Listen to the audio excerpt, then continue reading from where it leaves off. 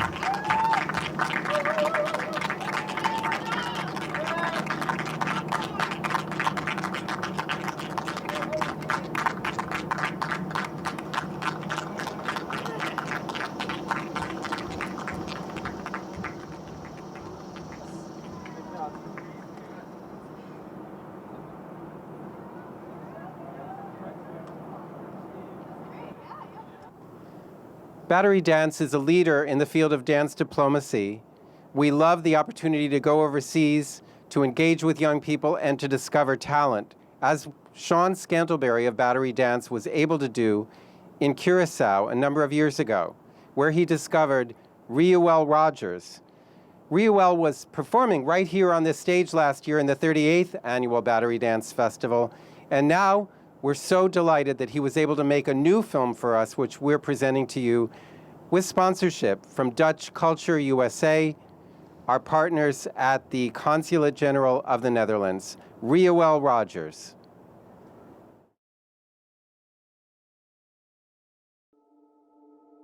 What does it take to be a hero?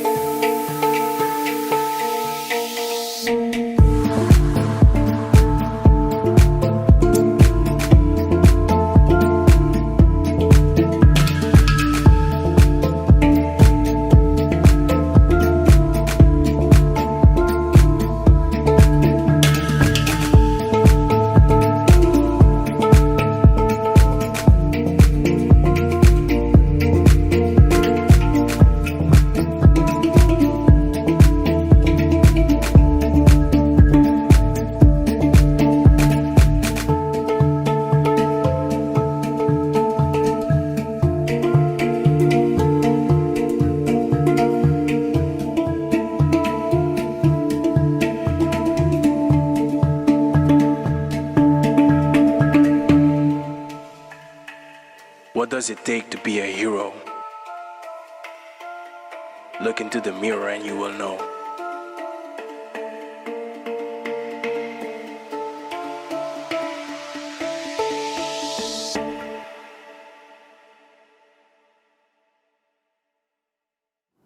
At its best, dance is a collaborative enterprise, and the next work we're going to bring to you is not only a collaboration across 7 countries with a dancer from Iraqi Kurdistan and another dancer from Romania working remotely with artists in 7 countries. This is Art-A-Hack, sponsored by the U.S. Department of State and Alumni Ties, with Ellen Perlman in collaboration with ThoughtWorks.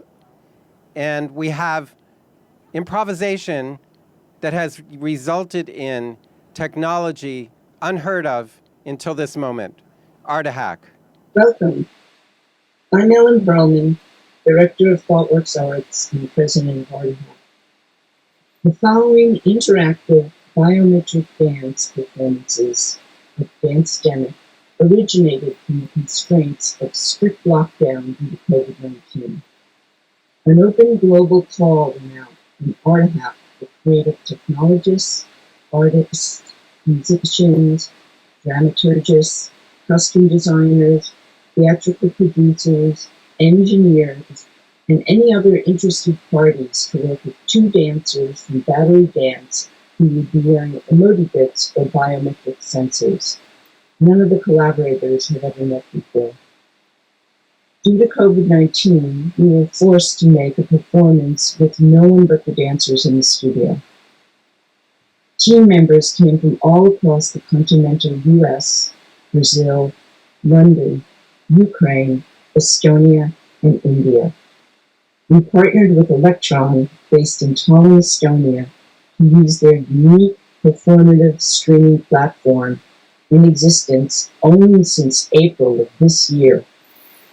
Our team came up with innovative solutions measuring the biometrics of the dancers who wear the custom-built emoti-bit sensors on either their fingers or forehead to create live interactive changes in both the visual and sonic content of the performance. The sensors measure such things as blood oxygen, muscle contractions, humidity, and location, among others. The Electron player, which you will experience, allows live, blended performance, including the viewing audience to feel the energy of others who are watching, just like you would in a typical performance experience. The first presentation by Razvan Stoian draws on language to describe the perceptual experience of otherness. Shifting between Razvan's native Romanian and adopted English, the work uses both visuals and audio to evoke the tensions of moving through an unfamiliar landscape, both literal and perceptual. The choreography is a study in contrasts, turbulence and calm, dark and light, the inner and outer world. Data collected from his blood oxygen and muscle tension changes the color, size, speed, and sound of the words you will see on the screen.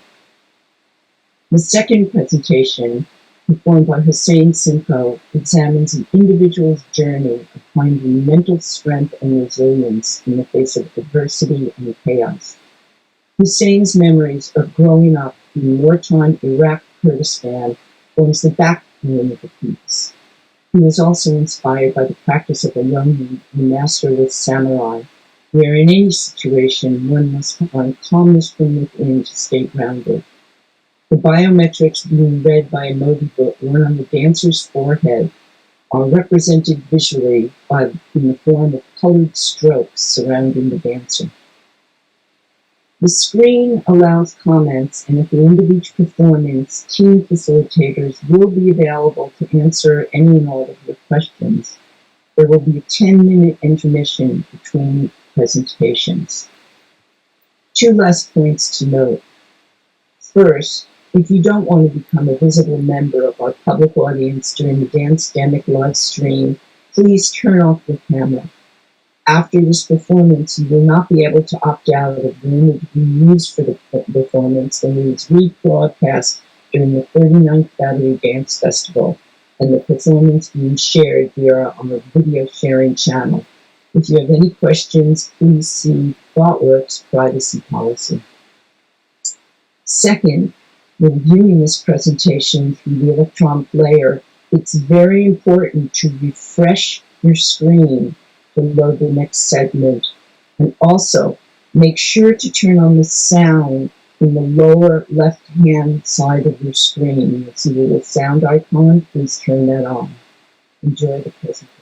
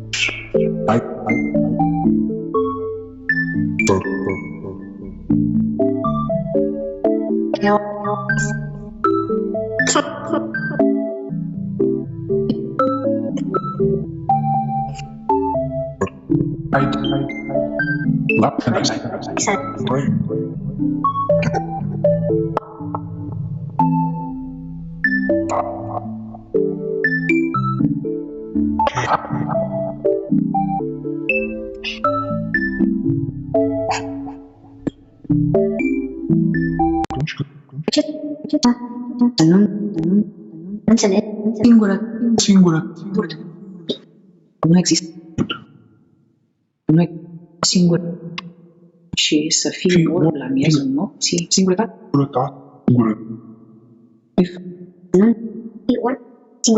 Atunci când există înțeles. Să nu înțelegi când să fii orb.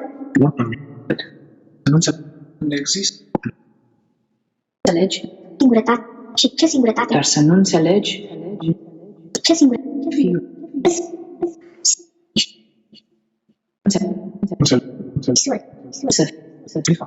liniște. Dar să nu înțelegi. E să fiu. Dar să nu înțelegi. Ce liniște. Nu există. Nu există. Atunci când există înțeles. Când există. Singurătatea există înțeles. Când există. Ce singurătate? Și ce singurătate? Nu există. Există. Înțelegi? Treptat. Să nu. Atunci nu înțeleg. Există înțeleg. Să fii. Dar să nu înțelegi.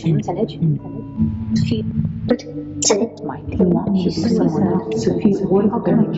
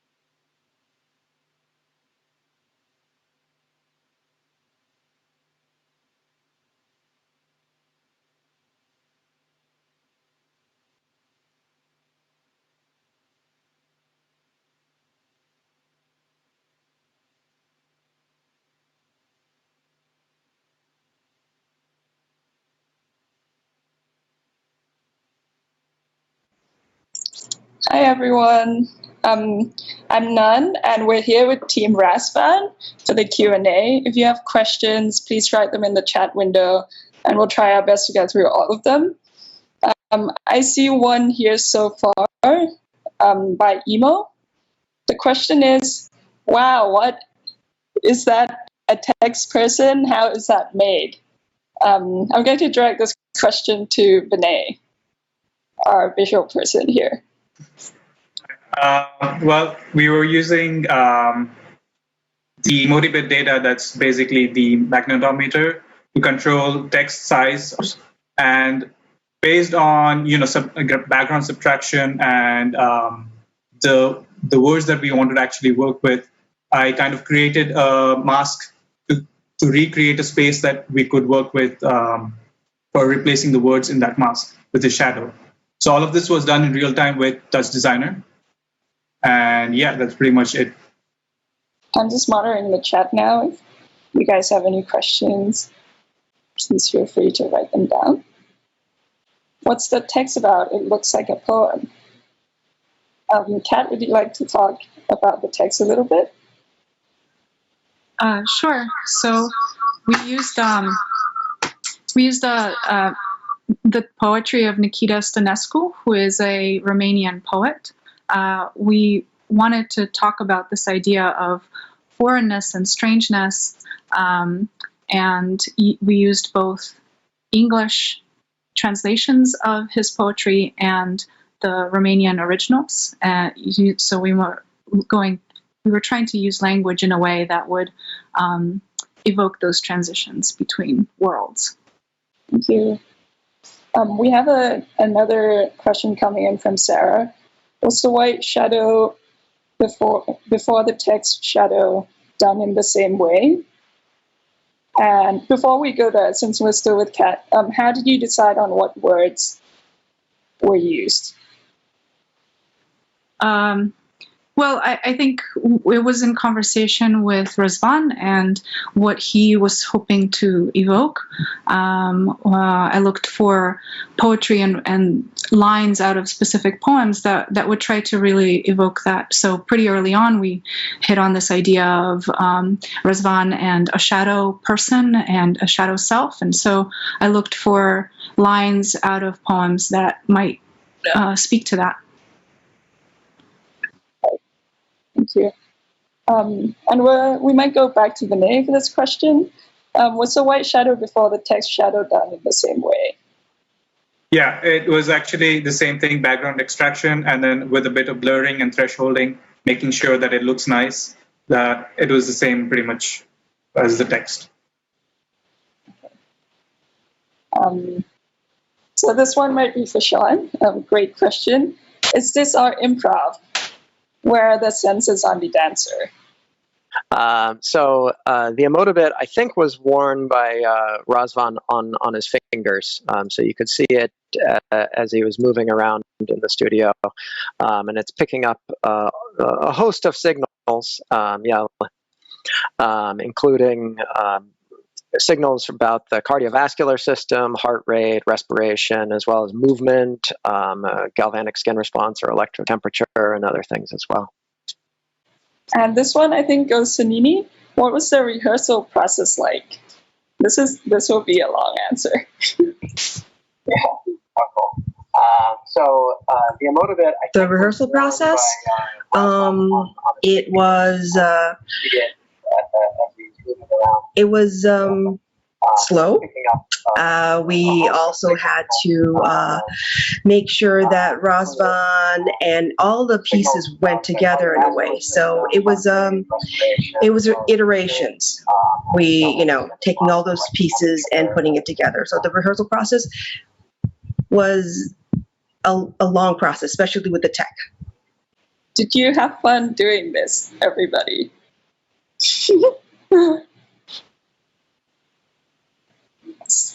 Okay, so unfortunately our time is up and we're going into intermission.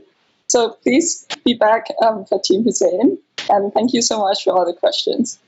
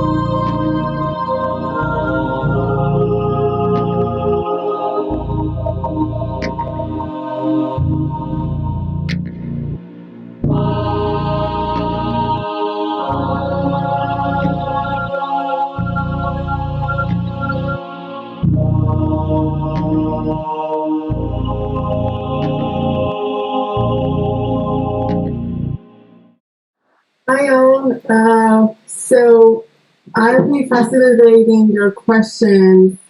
We have, first of all, thank you so much for being here and staying during the pause. First question is about the strokes. Tyler, that would be the question for you. Sure. What exactly the question? I could just gently describe it. So we have not the bloody strokes. So how is it made? Yes. So we gather the image segmentation of the dancer, and you saw 3 emotion states represented by 3 different types of strokes. The default one being I just basically get some points on the dancer, grab their color, and then essentially paint it like you were painting in Photoshop or such things with the computer. But I do that, like 800 times in a scene. And how the painting strokes move, how their speed is done, how their kind of turbulence, how their radial force is all controlled, or at the very least modulated by the dancer's emotive state. So you'd be able to notice at some points in high intensity, the strokes would curve more, they would get a little more squiggly, they would move maybe a little faster. This is done using the Open Framework platform with code. Thank you so much, Tyler. You're here to answer questions. Please ask anything that comes to mind. Thank you so much for all the great comments. Encouraging. Okay, so since there's no other question coming up for now, actually we have one. What did the color bars mean at the sides, on the sides? Sandro. Yeah, so just like Tyler's painterly strokes, the idea for those color bars, like the white ones and also the red ones, each of those bars represents a specific data that we get from the motive. So like bloodstream, acceleration, gyrometer, and things like that. So it's just like an abstraction visualization of the data that's needed. And that was used Touch Designer to make. Thank you so much, Sandro. The next question is about the concept and the storyline, and I would like to ask Hussein to help here. Me and Hussein worked on the concept, but obviously the concept is based on Hussein's past memories and life. So Hussein, take it from here. Thank you so much, and thank you everyone. Really, and thank you, me, and it's been a really amazing experience to get into the new bit. This is my first, and it's amazing. And the storyline would be the music is just like it has a lot of some of their stories and the events that I've seen growing up back home, and I mean I like Kurdistan specific, and it was few events that has happened in memories. There was a memory of those hard time or something when it was very explosive. For example, when a gunshot happened or when it was a daily thing. So and basically those things get to be normal and you get to somehow live not to be afraid of them somehow. It just becomes a normal daily living, and when those things become normal, other things seem somehow less after that because it was so much sensitive somehow. So yeah, these were just few memories on the path, and put it into perspective, I would say, and definitely when it kind of with the teamwork and the music and everything they put together, I was probably just moving, but everybody else put really a lot of work into this. And yeah, thank you. Thank you so much for saying. So we have a question about the data. Did the data change a lot during the performance? Kath, would you like to take that one? Sure, I'll answer this quick. I think we're out of time, but it depends. We were measuring about 10 different sets of data. So we were measuring PPP, humidity, accelerometer data, magnitude, gyroscopic data, and there was a lot of fluctuation, particularly because Hussein is such a dynamic and powerful dancer who also has really beautiful moments of stillness. So there was a huge range there that was a technical hurdle for us. But yeah, I think. Thank you so much, Kath. Sorry, I have to cut because you're out of time, and we're going back to Ellen now. Thank you so much for being here, all. Thank you so much for being a part of our experience. Like most of you, we've been working through isolation and lockdown to show how the power of art and technology can be effective in breaking down barriers between people, whether it is about immigration, migration, otherness, or our own feelings of confinement.